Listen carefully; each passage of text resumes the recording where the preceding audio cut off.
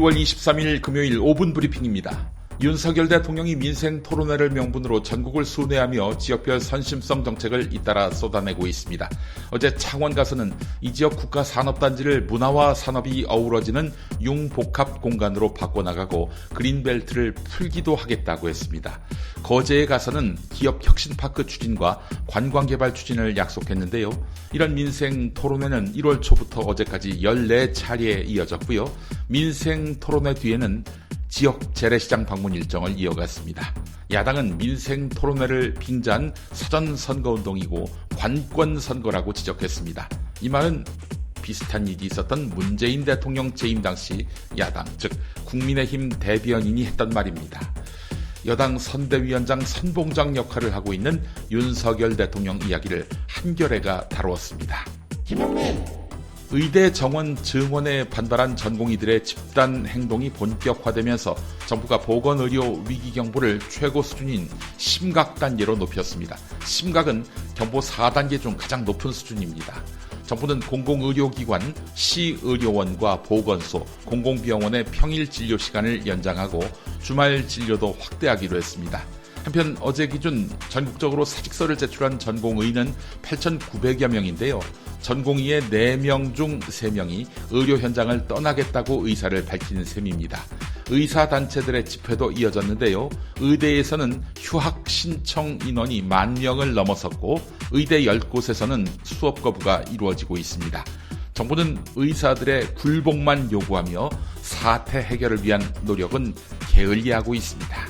김영민 공천관리위원회에 맡기고 공관위는 시스템대로 공천 작업 중임에도 모든 비난을 뒤집어쓰고 있는 이재명 더불어민주당 대표가 정면 돌파에 나섰습니다.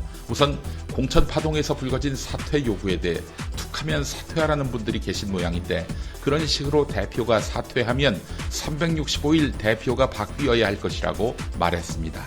그러면서 국민의힘은 여론조사 압도적 1등을 경선에서 배제하는 해괴한 공천, 입틀막 공천을 하고 있지 않느냐라고 강조했습니다.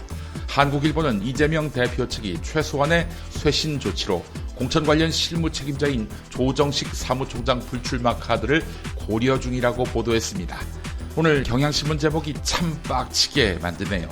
이재명 대표가 민주당 최대 리스크라는 것입니다. 4년 전 총선 땐 샵 민주당은 빼고 이 제목의 칼럼을 실었다가 민주당에게 고발당했던 경향신문이지요. 김영민 국민의힘이 그제까지 전국 지역구의 70% 넘게 총선 후보를 확정했지만 컷오프, 즉 공천에서 배제된 지역구 현역 의원은 한 명도 없습니다. 공천관리위원회가 하위 10%에 드는 현역 의원 7명을 컷오프한다는 방침을 밝혔지만 이마저도 크게 줄어들 전망이라고 합니다. 한 서너 명 정도 배제한다는 거지요. 지역구를 옮겨서 출마하는 의원은 컷오프 대상에서 제외하기로 했기 때문입니다.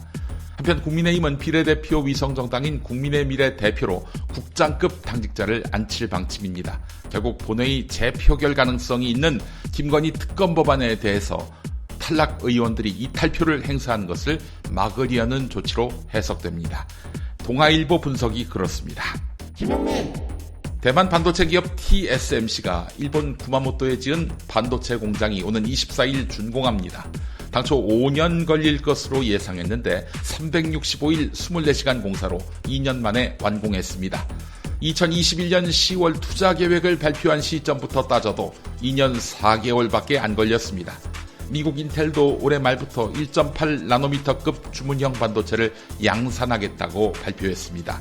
2021년 3월 파운드리 시장 진출을 선언한 지 3년도 안 돼서 양산 체제를 완성하는 것입니다.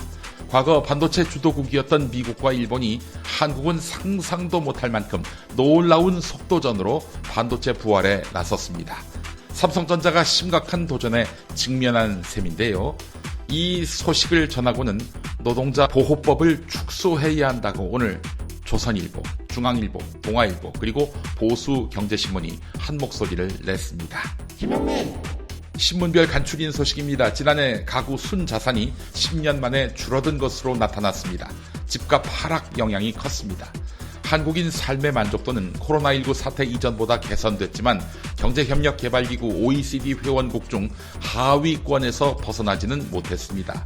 통계청 발표 내용입니다. 원룸 등 초소형 오피스텔의 월세가 고공행진을 이어가고 있습니다.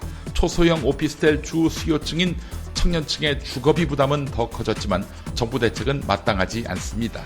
오는 26일부터 2차 신청을 받는 월 최대 20만 원의 청년 월세 지원 사업은 지원 대상 기준이 너무 높아 대다수 청년들은 소외될 수 있습니다. 경향신문이 보도했습니다. 원자력 발전 최강국을 내건 정부가 시설 투자 촉진을 위해 세액공제를 확대하고 연구개발 예산도 대폭 늘리겠다고 합니다. 글로벌 시장에서 R200 재생에너지 100% 사용 요구가 커지고 있음에도 윤석열 정권은 재생에너지가 아닌 원전을 키울 생각만 하고 있습니다. 경향신문이 보도했습니다. 며칠 전 전남완도 앞바다에서 화물선과 LNG 운반선이 충돌하는 아찔한 사고가 발생했습니다. 해경은 승선원 77명 전원을 구조했다고 발표했지만 화물선에는 정원을 초과하는 무단 승선자가 11명이나 있었다는 사실이 수사 과정에서 드러났습니다. 올해는 세월호 참사 10년 되는 해입니다.